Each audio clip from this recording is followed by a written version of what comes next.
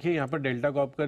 जिस तरह का टैक्स नोटिस आया है, ये करीबन 17,000 करोड़ रुपए का। अब इससे ये चीज़ देखने को मिल रही है कि यहाँ पर आगे के लिए जो सेक्टर है, गेमिंग सेक्टर है, उस पर बड़ा इम्पैक्ट आता हुआ नजर आ सकता है। पर सबसे पहले दो चीज़ें बताऊंगा यहाँ पर कि यहाँ पर जो ये नोटिस भेजा गया है, ये ग्रॉस बेट वैल्यू पर भेजा गया है, यानी कि 1 जुलाई 2017 से लेकर जब से जीएसटी लागू हुआ है, मार्च 2022 के बीच खेले गए सभी गेम्स की जो ग्रॉस बेट वैल्यू है उस पर ये टैक्स बकाया लगाया गया है। और कंपनी का ये कहना है कि जुलाई 2017 की स्टार्टिंग से ही वो ग्रॉस गेमिंग रेवेन्यू है, यानी कि जो अमाउंट वेजर किया जाता है, यानी कि जो अमाउंट बेट किया जाता है माइनस द विनिंग पे आउट, उस वैल्यू पर ये ऑलरेडी 28% जीएसटी भरते हुए आ रहे हैं। पर जो डिफरेंस है और जो वैल्यू अब आगे निकल कर आ रही है, जो टोटल ग्रॉस बेट वैल्यू है, उस पर यहाँ पर ये टैक्स बकाया लगाया गया है। तो ये एक बड़ा कंटेंशन रहा है पूरी की पूरी गेमिंग इंडस्ट्री और साथ ही सरकार के बीच में। हालांकि 11 जुलाई को जीएसटी काउंसिल ने पूरी फेस वैल्यू पर 28% जीएसटी लगाने का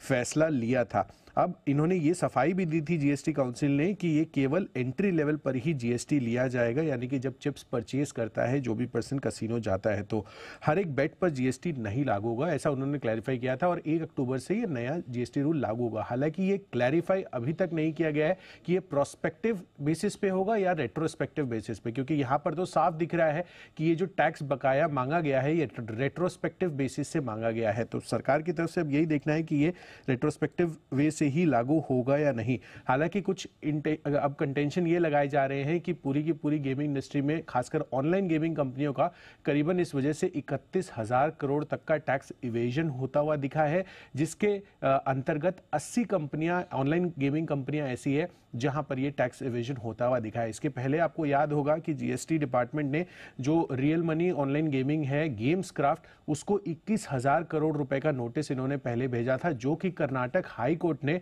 जो है उसको खारिज कर दिया था, उसको रद्द कर दिया था। उसके बाद ऑफ कोर्स ये भी हुआ था कि जो 35 कंपनियां और ऑनलाइन गेमिंग कंपनियां जिसको जीएसटी नोटिस भेजने वाला था वो रुक गए थे। पर अब यहां पर ये जो वापस से जीएसटी डिमांड, इतना बड़ा नोटिस आता हुआ दिखा है, हो सकता है कि अब फिर से ऑनलाइन गेमिंग कंपनियां जीएसटी